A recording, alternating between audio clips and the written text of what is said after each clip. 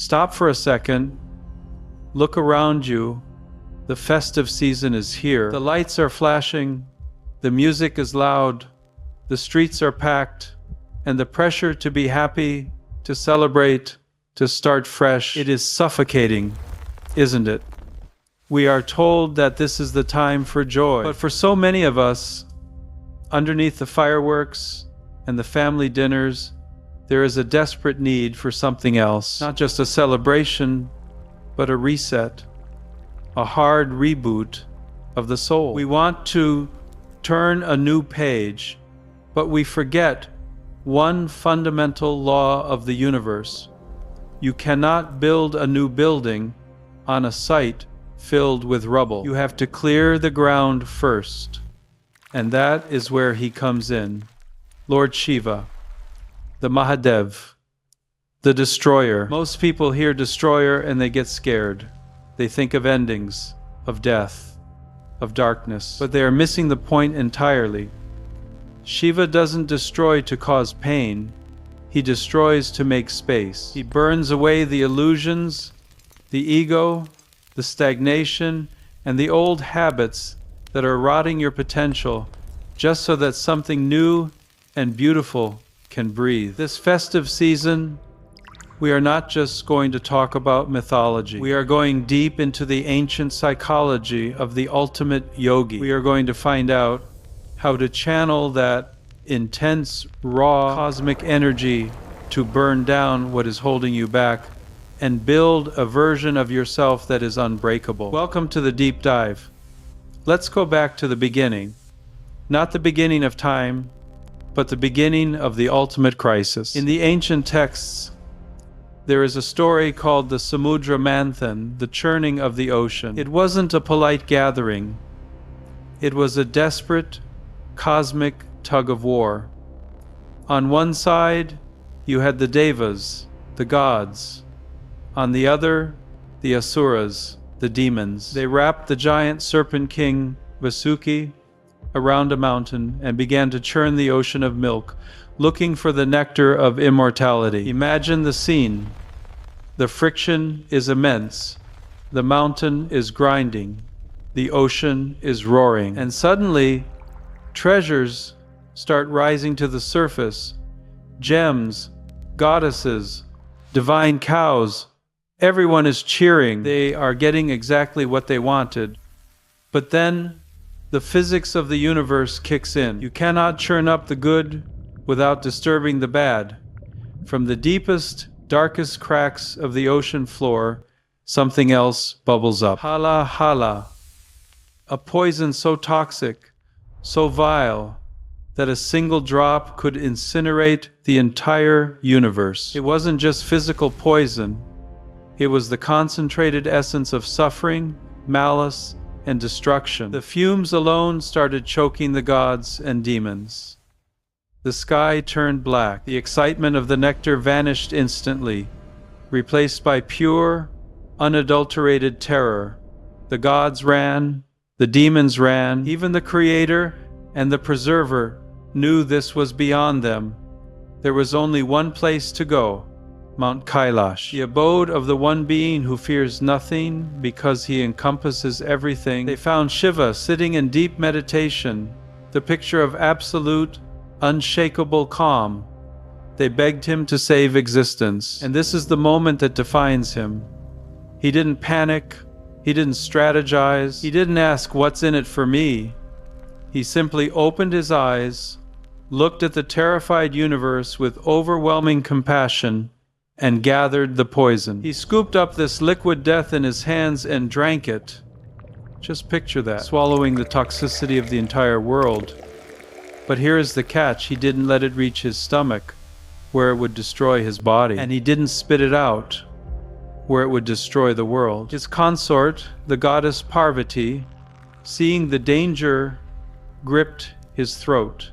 She stopped the poison right there. It froze in his neck, turning it a vivid, glowing blue.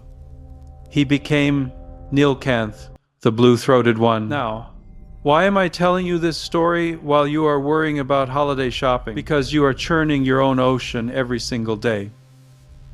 The poison isn't a myth. It is the criticism from your boss. It is the resentment you hold against a family member. It is your own self-doubt, your jealousy, your anger.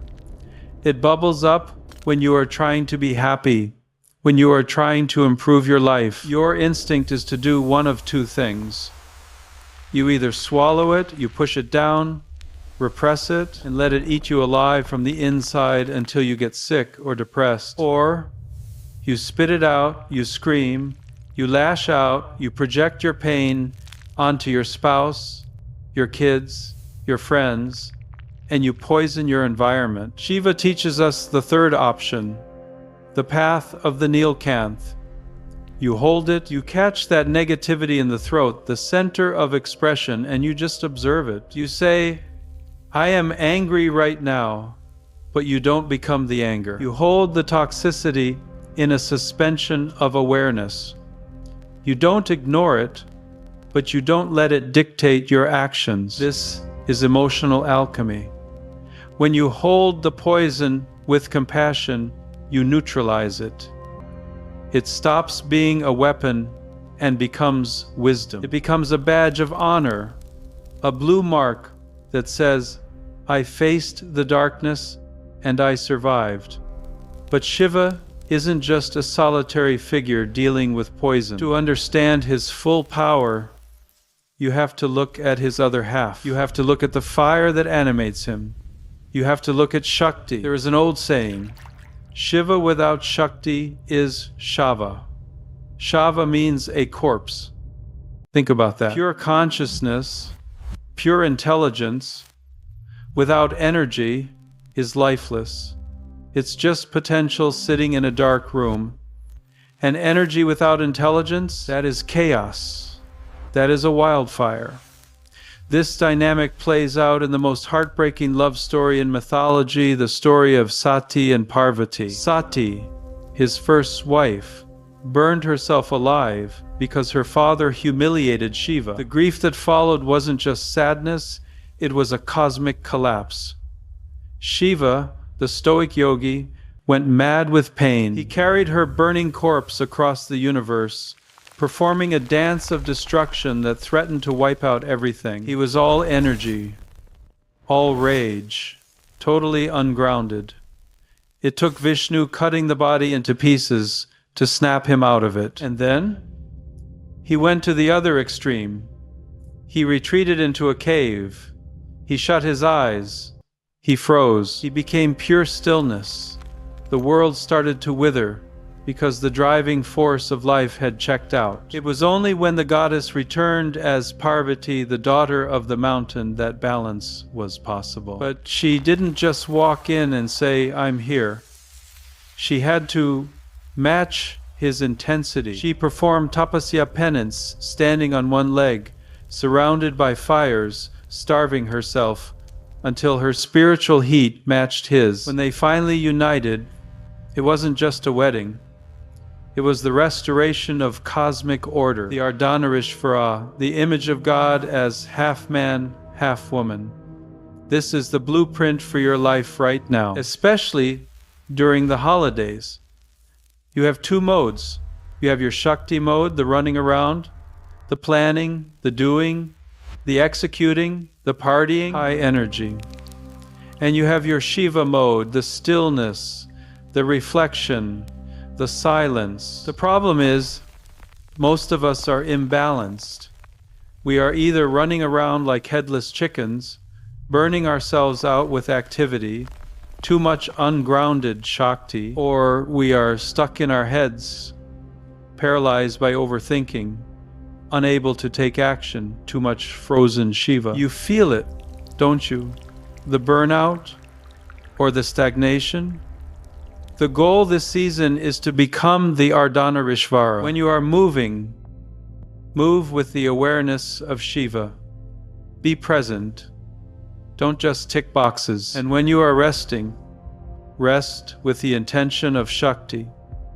Actively recharging your creative power. You need to schedule your Shiva moments. I mean, literally, put them in your calendar. 15 minutes where you do absolutely nothing. No phone, no podcast, just silence. That is where you find your center. And finally, we arrive at the image that encapsulates it all. The paradox that breaks the human mind. The Nataraja and the Mahayogi. Visualize the Nataraja, the Lord of the dance. He is surrounded by a ring of fire, the manifest universe. He is dancing wildly. His hair is flying. One hand holds the drum, the heartbeat of time, the rhythm of creation. The other hand holds fire, the force of destruction. He is crushing the demon of ignorance under his foot. He is constant, violent, beautiful motion.